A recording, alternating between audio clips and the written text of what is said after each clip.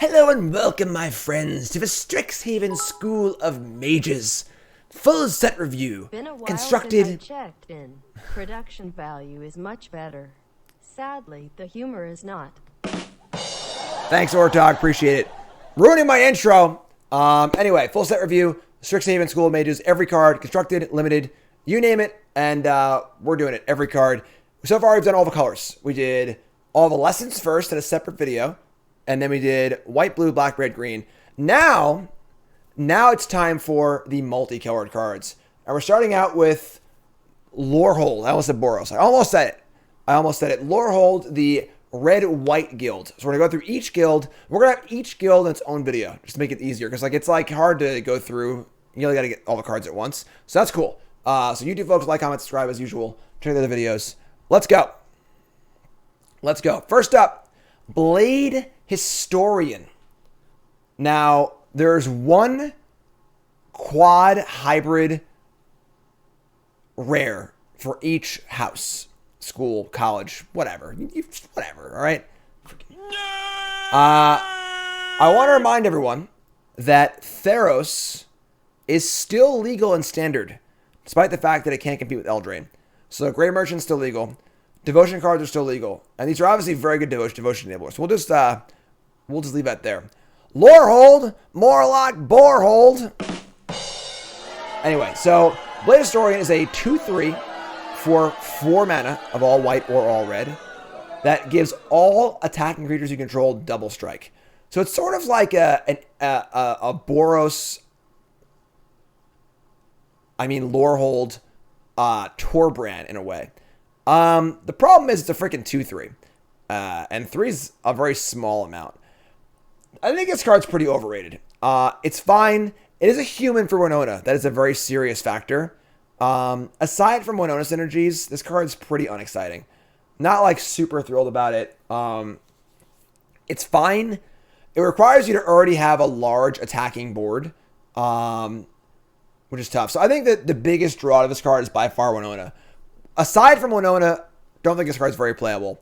With Winona, it is pretty sweet. We got some Angrat's Marauders vibes here. You can also cast it too.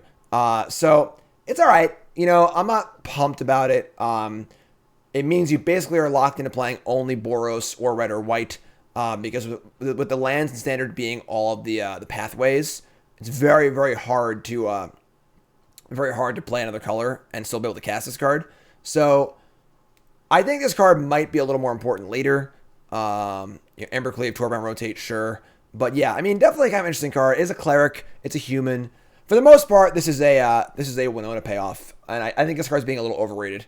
It's just not that great. I think this card's not super awesome and won't see that much play. In Limited, the card's bonkers, obviously. In Limited, this card's just an absolute shellacking. You got to be exactly Boros, but if you are, just an unbelievable Limited card. So easy first pick. If you are Boros, if you're pick one, pack one, it's 10 of tough, it's very committing, but very solid, very solid. Up next, we have Flame Scroll Celebrant. Now, we are doing the flip cards in their respective guilds, so this is actually a flip card. You can see both sides of it here. First side here is the Celebrant, which is a 2-mana 2/1 human shaman. Whenever an opponent activates an ability that isn't a mana ability, they take 1. So a little bit of Burning Tree Shaman vibes here.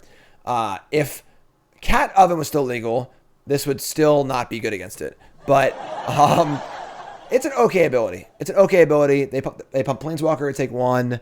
Little things like that. Realistically, though, this is some really small nickel and dime damage. That's not particularly great. And the body itself isn't very good either. A random 2/1 for 2 is kind of eh. It can Fire Breathe to get +2/+0 for 2 mana, but if your opponent is playing any blockers at all, this card's kind of tough. This seems like it would mostly be useful just as an anti-combo card for some sort of combo that loops an activated ability. Say you're gonna honestly, is it a mana ability? Never mind, because the Grading Angus is a mana ability. Yeah, not a very exciting card, honestly. Mostly a hate card for some sort of looping infinite, for example, Emery and Paradox Engine in a Stork, where you got to keep Emerying over and over again, take 1 each time. But otherwise, not super exciting. And then the backside is Revel in Silence. White, instant. Opponents can't cast spells or activate Planeswalker Loyalty before this turn. Exile Revel In Silence. It's basically just silence, but a little bit better for Planeswalkers. Now, the thing here is that, like, that's a very, very narrow card. It's a little hard to cast. I think if the front side was better, this would actually be pretty good, because if you're playing your aggro deck, you hit him with a silence on the last possible turn before they cast their Wrath and untap and kill them. That would be too bad by itself, but being an optional part of your 2-drop is pretty cool. A little hard to use as like a defend your own cards kind of card. You can like silence them and combo off. It is white. Both halves of this card feel pretty bad to me. It's just like neither half is very exciting. They don't drive super well. Sure, for formats that don't have the actual card silence, this can do a similar thing. They cast their Ironcrag feat and you just cast this card. Sure. But for the most part, pretty unexciting. In limited, it's fine. It's just a bear in limited, that's kind of reasonable. And there are definitely more activated abilities in limited, but overall, pretty unexciting for a flip rare. Our next card is Hofree? Hofree Ghost Forge. We have red, white, and 3 for a legendary dwarf cleric. So 5 mana for a 4/5 is a little expensive. Spirits you control get +1/+1 and have trample and haste. There aren't a ton of spirits in standard, but sure. Whenever another non-token creature you control dies, you can exile it. If you do, create a token with a copy of that creature, except it's a spirit in addition to its types. And when it dies, card goes back to the graveyard. So this card is kind of sweet. It's sort of like the Luminous Broodmoth, kind of stuff like that. In limited, yes, this card's totally unbeatable. Just a sick limited card. It's unbelievably good. And constructed, having your 5-drop protect your creatures, it isn't very good by itself. It's just the kind of card that just like doesn't really do enough. 5 mana unlimited's like, okay, play Goldspan Dragon. You need some sort of like chunker. Greater Gargaroth, whatever the hell it's called. Like, just not doing it in constructed. Maybe if it's sort of loop with it's kind of cool. You can't really loop it though because it's worded. Yeah, it's just a bad Broodmoth. It's not a construction card. But in limited, oh my god, like Broodmoth, probably totally unbeatable in limited, just totally unbeatable. So first pick this card in limited. When you steal and sack creature, does the card go to your graveyard? Whenever a non-token creature you control dies, exile. If you do, create a token. It's a copy of a creature. It's a spirit. And it's graveyard. That's kind of funny, actually. I mean, as it's worded, it sounds like it would go to your graveyard, but like it's impossible. So I don't know. Whatever. Doesn't matter. Laurel Apprentice. There's 1 apprentice for each color pair. It's 2-drop. We have a red-white for a 2/2 human cleric. They all have Magecraft. The Magecraft here is when you cast or copy an instant or sorcery spell. To end of turn, spirits you control gain tap to deal 1 damage each opponent. Not very exciting. I mean, it's obviously a good limited card. It's just a bear anyway. A little upside here. Obviously kind of cool because you're in a board stall, you play a spell, tap 4 things to deal 4 to your opponent. It's a card. It's a draft card. Constructed, no. Not good enough constructed at all. But it's a fine draft 2-drop. Not super exciting. Lorehold Command. Now, we have a cycle of new commands. I actually went always on YouTube already, but it's fine. All the commands are similar to Kolaghan's command and the dragon commands from Tarkir.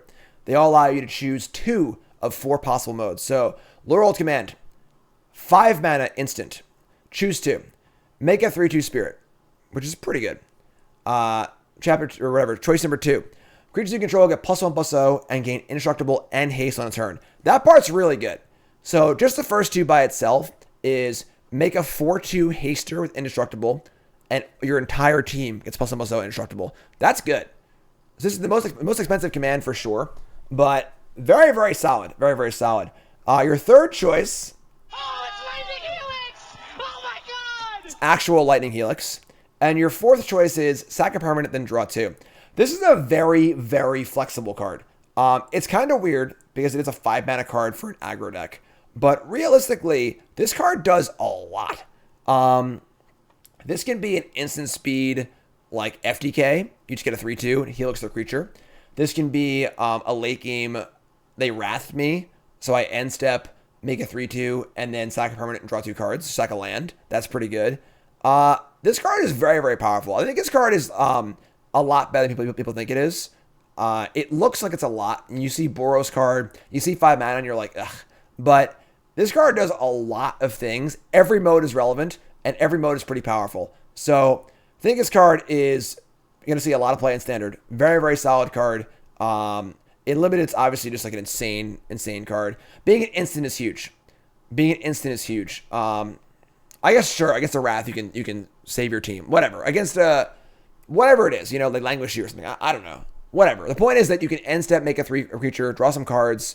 You can rebuild if things have already died. So card's super sweet. I like this card a lot better than it looks. The fact that every mode is super relevant makes this card very exciting to me. A lot of the commands, one of the modes are just like throwaways, like make a treasure or like whatever, So this card's really, really good. This card's awesome. Up next is Lorehold Excavation. Kind of a weird one. Red and white for a 2-mana enchantment. Beginning of your end step, mill a card. If you mill a land, gain 1. If you mill something else, you deal 1 to your opponent. Which is like, okay. You can spend 5 mana, exile a creature card from the graveyard, and make a 3/2. So, really good, like, slow, grindy kind of card advantage card. Seems great in Limited. Just a never-ending stream of 3/2s. And also, again, there are things in the Lorehold that care about exiling your own cards for value. So, this card's cool. I mean, constructed, it's pretty slow. It's not super great. And then, typically, red and white don't really care about the graveyard. So, like, it's not like we're doing much here. But, it's a cool card. Excuse me. I'm a human being, for God's sakes. I'm not a perfect machine. I can't... Waka. So, yeah. So, constructing this card's, like, not super great. Limited, I like this card a lot. Limited. Super, super cool card. Up next is Lorehold Pledge Mage. Hybrid, 3-drop. 2/2 first strike for 3, which is fine. Not great, but fine. Magecraft gets plus on bestow on end of turn. It's like an okay 3-drop. A 2/2 first strike for 3 is like not super great. But it's fine. It's easy to cast. The Magecraft part is obviously a threat. You can like attack this into their 3/3 and they'll be scared to block because of the Magecraft. So it's fine. But the reality is like you're only attacking for 2 there anyway, so it's all right. It's just a fine draft card. It's not super great. Make your mark. 1 mana instant. Target creature gets plus on bestow on the end of turn. When that creature dies this turn, you make a 3/2. This card I like a lot. Now again, you all know how I feel about 1 mana tricks. I love 1 mana tricks. They're so good and Limited. They're great. So if this is just, I have a bear. I attack on turn 3 into your bear. You block. I get to, or even if you have a 3/2 or whatever, or a 3/3, whatever. We trade. I get a 1 mana 3/2. It's a spell. As we were saying earlier, any spell that makes a creature is good for Magecraft. That's really, really good. And then I play a 2-drop again, or whatever it is. So, solid little trick. I don't like playing a lot of this card. It's not a card I'm taking highly. But if I'm playing an aggro deck and I want to be trading my creatures off, this is a card I'm pretty interested in for sure. I play maybe 1 or 2 of this card. A card you can definitely cut. It's not like it's a world-beating card. But as far as like sneaky little 1 mana tricks goes, I like this one a lot. Super solid. Super solid. Up next is a Mythic Rare. This is a big one here. Myla, Crafty Companion. White 1. Legendary Fox. It's a 2/3. Whenever an opponent attacks one or more Planeswalkers you control, you can put a loyalty counter each Planeswalker you control. That part is not that relevant because there really aren't many good Planeswalkers in the format. Second part. Whenever a permanent you control becomes target of a spell or ability an opponent controls, you may draw a card. That part's great. So we have, what's that green enchantment called? Shaper's Sanctuary. Shaper's Sanctuary on a card here. So they want to kill this creature, you're drawing a card, and that's awesome. So any deck that cares about targeting creatures, really, really good card. There's definitely times where you're just like not going to have, your opponent's playing Stompy and you just don't care about your creatures. Then it's not good. But it's definitely a pretty cool effect. I like it a lot. Decent card on the front value. But there's more. Because there's always more cards on these always more words on these Strixhaven cards. Luca, Wayward Bonder, is a Planeswalker on the back. 6 mana Planeswalker, 5 loyalty, +1, you may discard. If you do, draw. If you discard a creature this way, you draw 2 cards, which is pretty good, honestly. That's pretty fine. You can rummage a creature, draw 2. That's fine. -2, return target creature card from your graveyard to the battlefield. It gains haste and exile it. So we have a kind of shallow grave, sneak attack in the graveyard sort of effect here. This is getting better in older formats, obviously. Grizzlebrand, etc., blah, blah, blah, blah, blah. Luca costs 6, which makes it limiting in that regard. But I would need to gather research and think about what cards are actually good and standard for this. But it's a powerful effect. It can be used immediately. It's only a -2. So that's kind of cool. And the emblem is, or the ultimate is -7. Get an emblem with whenever a creature comes to the battlefield under your control, it deals damage equal to power on any target. So you get to have a pandemonium on the ultimate. So reasonable Planeswalker here. And again, by itself, Planeswalker is not that great. It's pretty expensive. It's 6 mana is a lot. But we got both sides here. So very interesting card. I could see both cards seeing play independently of the other. So like just a red-green deck just playing Luca, or a mono-white deck playing Mila. You're playing Boros, can make both work. Don't forget also that not only can Luca rummage, every single lesson card rummages. So if you really want to get a big fatty in the graveyard, you can do it pretty easily. All right, so definitely an interesting card. We'll see. Interesting card. We'll see. Next card. Wait. Uh-oh. It's backwards. Oh, because I added that to it, right. We have Plarg, Dean of Chaos. You know why it's backwards? Do you know why? Excellent. 10 points to Gryffindor. Best in show, Plarg, Dean of Chaos. I would say Lorehold Command's pretty close, but I think this card's pretty solid. 2 mana for a 2/2. Legendary Orc Shaman. Fine. Tap to rummage. So right out of the bat, a 2 mana looter for 2 is like fine. Obviously, rummaging can be powerful. If you have graveyard synergies, things like that. And then later on, when Madness probably comes in Innistrad, could get even better. It's a powerful effect. But also, it has like the recruiter effect from like Lin Civi. 5 mana, tap it. Reveal cards from the top of your library to reveal a non-legendary, non-land card with mana value 3 or less, and just play it for free. So you get to tap 5 at instant speed and get a spell for free. That's awesome. That's like really, really good. And this best in show is for Lorehold. I'm doing each school or college separately. So, I just didn't make a title graphic for each college, each one, whatever. So this is the Lorehold best in show. So that's awesome. That's a lot of value from a 2-drop. A lot. Like this card a lot. Cool synergy card. Super, super solid. Super, super solid. And then the backside is Augusta, Dean of Order. A little less enthused about Augusta, but solid. Augusta is 3 mana for a 1/3. All of your tapped creatures get +1/+0. And all of your untapped creatures get +0/+1. And whenever you attack, you can basically just choose what's tapped and what's untapped. Very good limited card. Just messes up combat in a lot of ways. Constructed, we've got a 1/3 for 3 here. This card's not that good. Not super exciting. So in limited, I would say Augusta might be better here. Although getting a free spell return with the with Plarg is pretty great. But definitely that's kind of cute with Magda. That's kind of cool. But so yeah, Augusta's pretty cool. I think Plarg's really good though. I like Plarg a lot. Again, best in show for Lorehold. Plarg. It's fun to say too. Just fun to say. Up next we have Quintorius, Field Historian. 5 mana, legendary elephant, 2/4. Spirit to control, can get +1/+0. And then, actually, hold on, time out. Non-legendary. You can't cast Tybalt or Valky off of this. It's non-legendary. Close though, close. Anyway, Field Historian, 5 mana for a 2/4. Spirit to control, +1/+0. Whenever one or more cards leaves your graveyard, make a 3/2 Spirit token. This is like the signpost uncommon for limited for Lorehold. So as I've said multiple times already, there are payoffs for exiling cards from your graveyard. This is one of them. It's a really, really good one. So 2/4 for 5, pumps your spirits, already okay. If you get one token off this, it's well worth it. And the game keeps going on. That's awesome.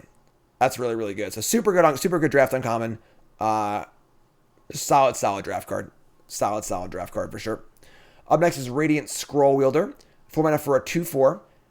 Instant sorceries you control of lifelink. We saw this in Soulfire Grandmaster, pretty similar. Beginning of your upkeep, exile an instant or sorcery card at random from your graveyard. You may cast it this turn. If it's all cast, so it will be put in your graveyard, exile it instead. A solid card, but pretty slow. For constructed, probably not going to do much. If you're playing a lot of burn spells, you can play this, kind of untap with it. It's pretty sweet. Could be a cool sideboard juke for like a light creature control deck against aggro decks. You board it in, it's 2/4, it can block pretty decently. You cast your, Thundering Rebuke or whatever and gain 4 life. It's fine. Constructed, though, not super great. It's no Soulfire Grandmaster. Soulfire costs 2. I knew Soulfire Grandmaster, and this ain't no Soulfire Grandmaster, all right? But possible constructed applications, maybe the sideboard element. In limited is freaking busted, because it's just a freaking 2/4 that can recast spells over and over again, which is insane. So, insanely good in limited. Like, insanely good. Like, first spec rare, bomb rare.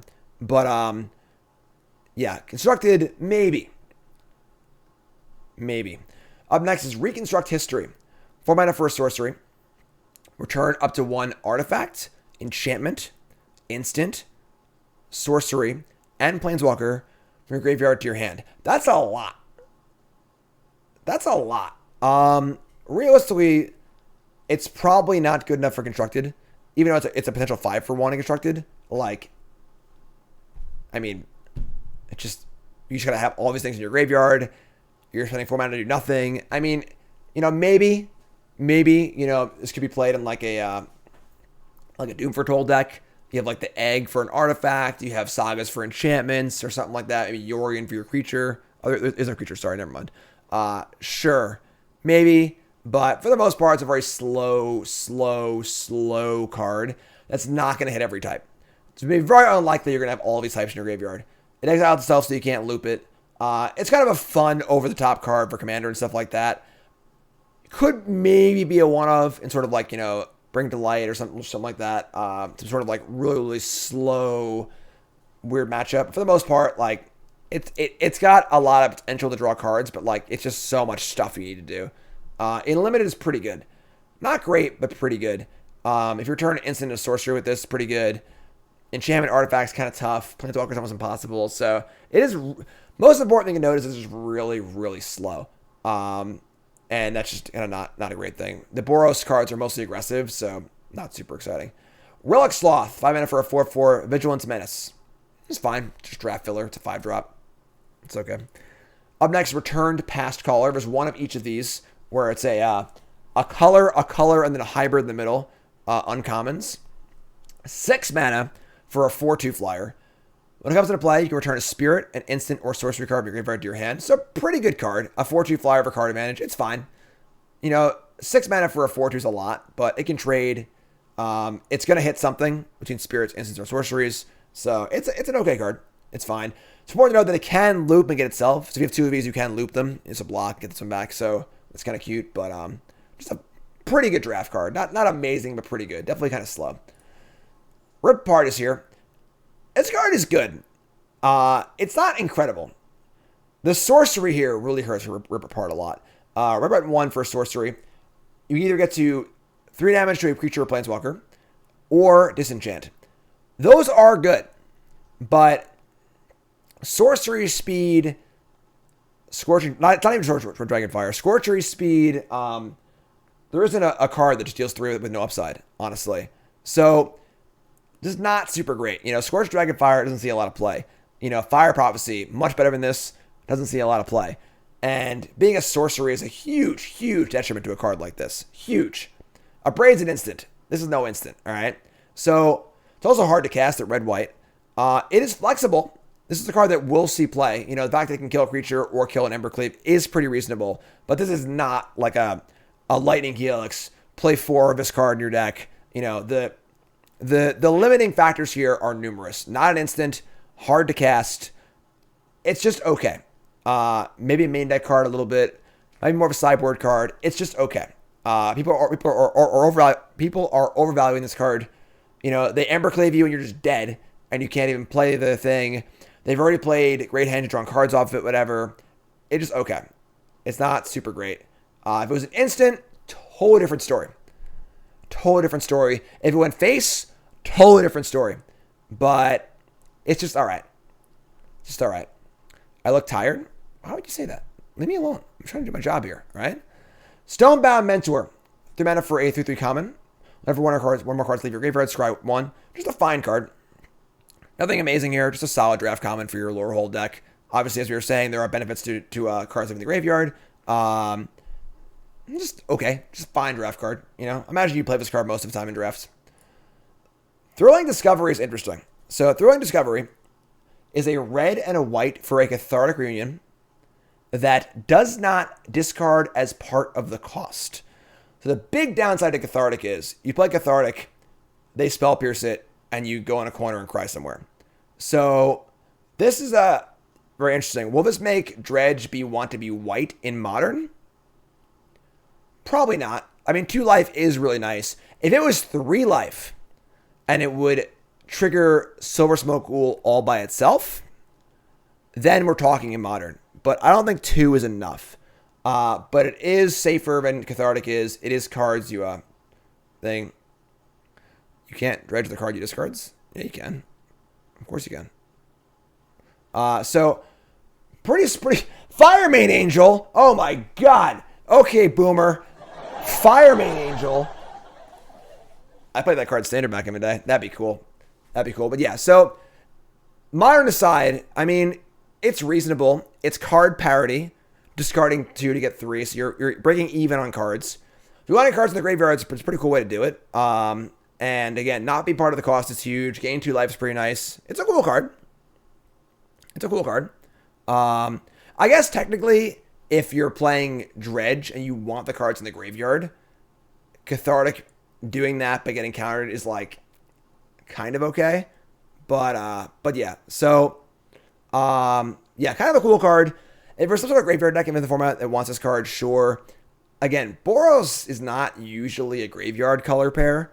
It's trying to be in this set, but there aren't really cards in older sets that care about this. So we'll see. We'll see. It's definitely a reasonably powerful card, though. And then in limited, it's fine. Discarding first and then drawing makes it a little harder to like discard lands and stuff. But Boros Arclight, that could be a possibility. Arclight in Historic, but we'll see. We'll see. Up next is Velomachius Lorehold. So each college has a college leader person, an Elder Dragon, and they're mythics. This is a 5 mana Boros Elder Dragon. It's a 5/5. It has flying, vigilance, and haste. That's pretty good, honestly. I mean, the haste is huge. Vigilance is nice. Flying's pretty good. It is 7 mana, but whenever it attacks, look at the top 7 cards of your library. You may cast an instant or sorcery card with mana value less than or equal to the power of this creature. And you can pay it for free. Rest on the bottom, random order. This card is very powerful, but very expensive. The fact that it can only do things that cost 5 or less without augmentation means no ultimatums, no Alrund's Epiphany, stuff like that. In Historic Time Warp, yeah, I mean, that's pretty brutal. But there's a lot of power here. There's a lot of power. Casting spells for free is obviously one of the best things you can do in Magic. But 7's a lot. 7's a lot. 7 means they can not only counter it, they can just kill it. You tap 7 lands, you put it on the table, and they play a Heartless Act instead. You know, so 7's a huge investment. It's pretty hard to get it in. Is it powerful? Absolutely.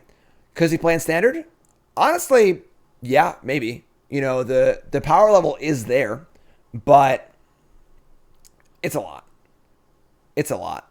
Probably not going to see much play, realistically. Cool card, though. Cool, fun card, but realistically, probably a little too much. A little too much. Unburial Rites and Historic, that's pretty cool, honestly. And I guess if you're going to reanimate this, that's also pretty cool. There aren't many ways to do that in standard, but kind of cool. With Luca, pretty sweet. Luca bringing this back is also pretty awesome. But in limited, it's an absolute bomb, obviously. This is just your insane curve stopper. This This card isn't going to go when you're behind, they just kill it, you know? So, cool card. Cool card. Pretty sweet. Venerable Warsinger is a 3-mana 3/3. Vigilance Trample. It's already good and limited. Whenever it deals combat damage to a player, you may return target creature card with mana cost X or less from your graveyard to the battlefield, where X is the amount of damage that Venerable Warsinger dealt this player. Pretty sick draft card for sure. This is the kind of card where if it had haste, it'd be freaking busted. This card with haste, like haste trample, oh my god, this card's insane.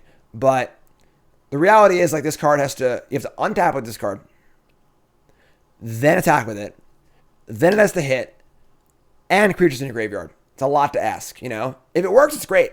If it works, it's great. But constructed, it's just not going to work that often. You know, it's fine. It's cool, but there's probably better Planeswalkers. Limited is phenomenal. Just a really solid card for sure. But Maul of Skyclaves is cool. That's pretty sweet. But yeah. Getting itself back is pretty sweet too. But yeah. So conditionally Sun Titan, the stats aren't bad. It's definitely playable, but it's not super exciting. It's a spirit too. Cleric might matter, but that's it for Lorehold. So, YouTube folks, like, comment, subscribe. Let me know what you think the best card in Lorehold is. All right? Am I wrong? Am I right? And leave a comment, like, comment, subscribe. I'll see you in the next video. Again, all houses will be there, or whatever. Colleges will be in their own video.